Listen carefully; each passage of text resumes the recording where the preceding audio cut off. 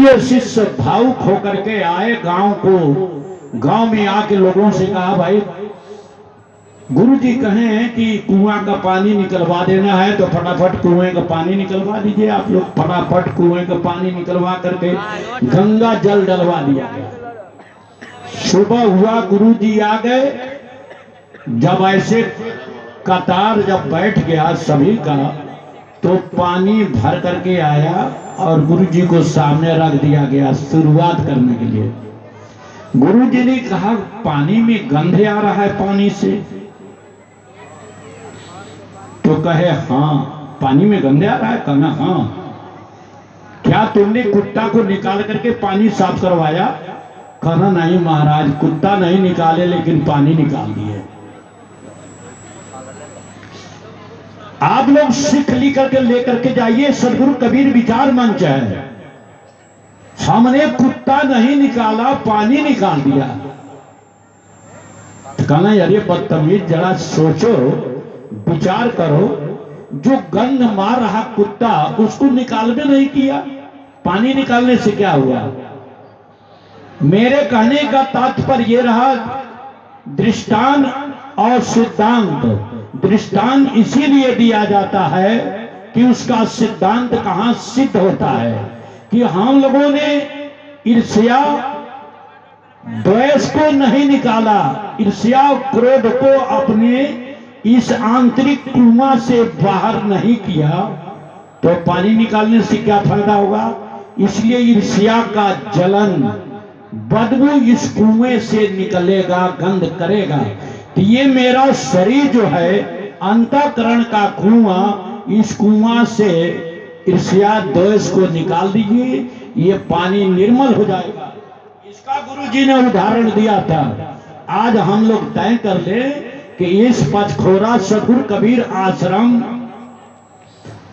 यहाँ के महंत परम आदरणीय सरदेव लाल साहब के यहाँ ये तय कर ले कि अपने अंतःकरण का जो दो कुत्ता लड़ रहे हैं अंतःकरण के कुआं में, इसको निकाल करके फेंक करके जाएंगे।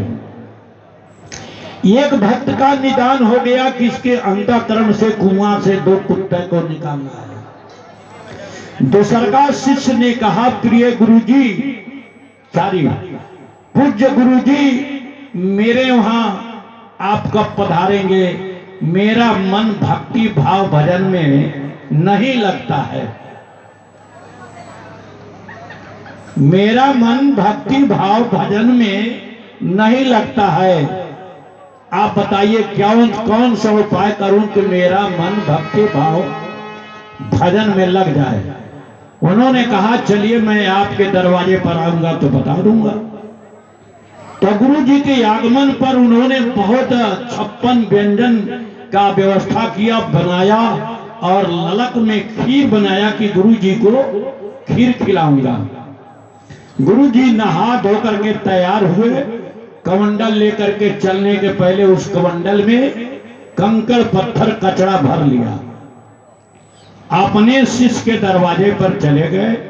तमाम लोग आकर के उनका नतमस्तक हुए, पैर छुए और कहे, गुरुजी नाश्ता में मैं चाहता हूं कि आपको खीर बना है वो खीर ये शुरू करा दो। उन्होंने कहा, अवश्य, ठीक है, ले आओ। गुरु की बात मान करके और शिष्य, प्रिय शिष्य गया, खीर ले आया और कहा, गुरुजी खीर आ गई है, ले लीजिए खीर। उन्होंने कहा, मेरा पात्र है, इस कमंडल में खीर रख दो। तो प्रिय शिष्य कमंडल को खोला कि खीर रख दूं, तो उसमें कचरा भरा हुआ था, कंकड़ पत्थर से कमंडल भरा हुआ था। तो उन्होंने कहा, गुरुजी इसमें कचरा कैसे खीर रखूं? कहना, इसी में रख दो। तो उसने खीर नहीं रखा, खीर नहीं रखा। उसके बाद क्या किया? कहा, गुरुजी मुझको आदेश देते तो मैं इस डब्बे का कचरा साफ कर दूं। तो कहे, साफ कर दो। तो साफ करके कचड़े को कमंडल माज धो करके ले आया। कहा, गुरुजी कमंडल साफ हो गया, खीर रख दूं? कहना, हाँ रख दो। जो खीर प्रिय शिष्य उसमें कमंडल में रखते हैं त्यों गुरुजी कमंडल लेकर के स्थान छोड़ के चल दिए। दौड़ करके शिष्य पैर पकड़ लेता, गुरुजी मेरे प्रश्नों का उत्तर भी नहीं दिया और अब चलो, खीर भी नहीं खाए, प्रश्न का उत्तर भी नहीं दिए, चल दिए, ये क्या बात है?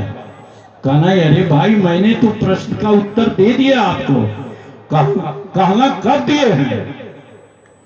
कहना जब मैं कमंडल लेकर के आया, आपके दरवाजे पर बैठा, खीर ले आए आप, मैंने कहा खीर मेरे कमंडल में रख दीजिए, तो कमंडल खोला आपने तो कमंडल में खीर रखा नहीं। क्यों नहीं रखा? तो आपके कमंडल में कचरा था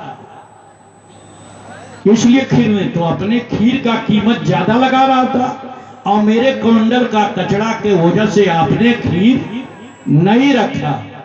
कहना जी सर। उसके बाद क्या किया? उसके बाद हमने उस कमंडल को साफ सुथरा किया, मांज धो करके लाया, फिर क्या किया तो खीर रख दिया उसने। कहना तुम्हारे प्रश्नों का ये उत्तर तो यही है, ये तुम्हारा पात्र जो शरीर है, पात्र आपने बुराई की कचरा से भर दिया है। इस शरीर रूपी पात्र में बुराई का कचरा भरा हुआ है। जब तक इसको साफ नहीं करोगे तब तुम्हारी खीर कीमती लग रही थी उस कमंडल में नहीं गिराया, तो बताओ सदगुरु कबीर की अमृत बाड़ी में तुम्हारे कचरे वाले डब्बे में कैसे रखो? अब तुम ही बताओ। तो कहा गुरुजी फट दे, चरण पकड़ लिया, कलश गुरुजी आज से मैं इस कचरे को निकाल दूंगा। तो बहुत बहुत धन्यवाद। दो तरह का आपको ये सदगुरु का उपदेश सुनने को मिला, आगे सुनेंगे भजन के माध्यम से।